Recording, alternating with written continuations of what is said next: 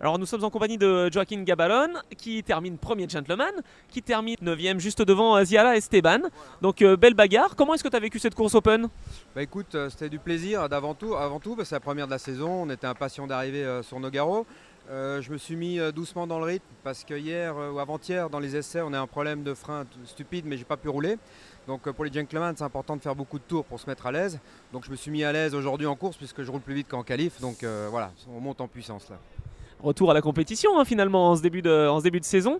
Toi tu es avec le Rapido Racing by Steel, toujours avec l'écurie, numéro 05. Est-ce que justement tu t'habitues, maintenant ça fait quelques années que tu es en Euro Race Car, à cette voiture?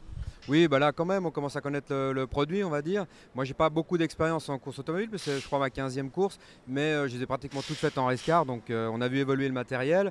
J'ai une assez bonne sensibilité sur les réglages, donc avec mon élite, on partage les mêmes réglages et on a un bon ressenti. Évidemment, je roule beaucoup moins vite, mais c'est constructif, donc on travaille. C'est une vraie équipe, comme tu le dis. Rapido Racing existe depuis 4 ans. J'ai changé de partenaire technique en m'associant à Steel et Eric Hellary. On a des grandes ambitions. On ne se prend pas au sérieux, mais on fait les choses sérieusement. Voilà. Donc dans cette voiture numéro 5, tu découvres justement ton équipier, un équipier très très rapide, Frédéric Gabillon. Comment est la relation avec lui? Bah écoute, ça se passe très bien. En fait, on s'est rencontrés au téléphone au début. On a eu deux, trois coups de fil. Il s'est rapproché de nous parce qu'on avait un bon petit palmarès. On était quand même vice-champion l'année passée. Et puis Eric était champion en titre avec son équipe. Donc voilà, il avait des ambitions. Il voulait rentrer en sprint. Et puis ça l'a amusé. Voilà, on a trouvé un accord. Et la vérité, c'est que ça se passe très bien. Voilà. Bon, alors là, on va revenir à la course. Justement, tu nous as expliqué que c'était un petit peu compliqué en début de course, peut-être. Comment est-ce que justement tu abordes une piste qui est peut-être un petit peu gramouillée au début de course et qui ensuite s'améliore? Toi, tu prends la confiance au fur et à mesure des tours? Voilà, donc pour moi, les deux, trois premiers tours, c'était chaud. Les freinages, les prises d'axel étaient tendues, c'était grave, froid, le pilote, les pneus, décalage horaire, on est en horaire d'été là. Mais voilà, donc après deux, trois tours, on a commencé à s'exprimer. J'étais bien dans le rythme, donc j'ai pris quelques places.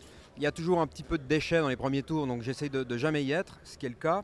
Et puis voilà, après il y a une course où j'étais tout seul à un moment donné, donc là j'ai de la peine à me faire violence, donc j'ai descendu un peu le rythme. Puis après j'ai retrouvé de nouveau des concurrents, et des concurrents. C'était charmant, donc on s'est battu à la fin là, très bien.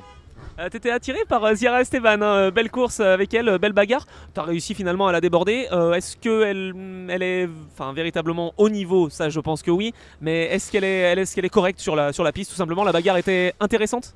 Oui, oui, oui, elle est tout à fait correcte. Au contraire, on s'est salué après la course, elle m'a félicité. J'ai vu qu'elle baissait un petit peu son rythme dans les trois derniers tours.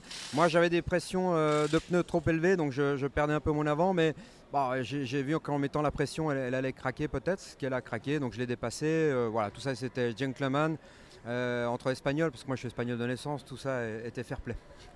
D'accord. Et donc tes objectifs cette année, alors tu nous as dit peut-être top 10, trophée gentleman, certainement remporter ce trophée-là. C'est globalement tes objectifs, tes ambitions? Voilà, donc le trophée gentleman, c'est mon objectif perso. L'année passée, je finis 2. Cette année, je vais essayer de le gagner.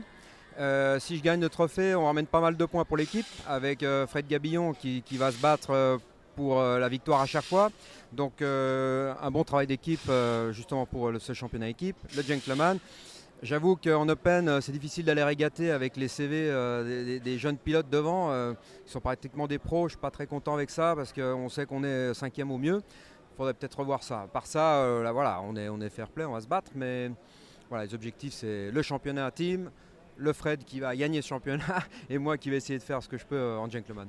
Bon, des grosses ambitions alors pour le Rabbito Racing by Steel. Alors on va peut-être plus parler pour la dernière question de l'ambiance dans le paddock. Il y a pas mal de nationalités qui sont représentées. Comment est-ce que tu vois ça? Tu vois ça d'un bon oeil, qu'il y ait des Indiens, des Australiens qui arrivent ici dans le championnat?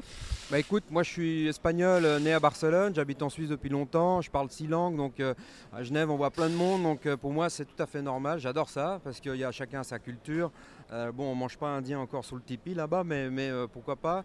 Donc c'est bien pour la série, ça nous donne une exposition internationale. Je pense que pour les Américains, ils sont contents qu'on fasse plus que l'Europe finalement, puisqu'on va chercher aux Philippines, enfin d'autres endroits.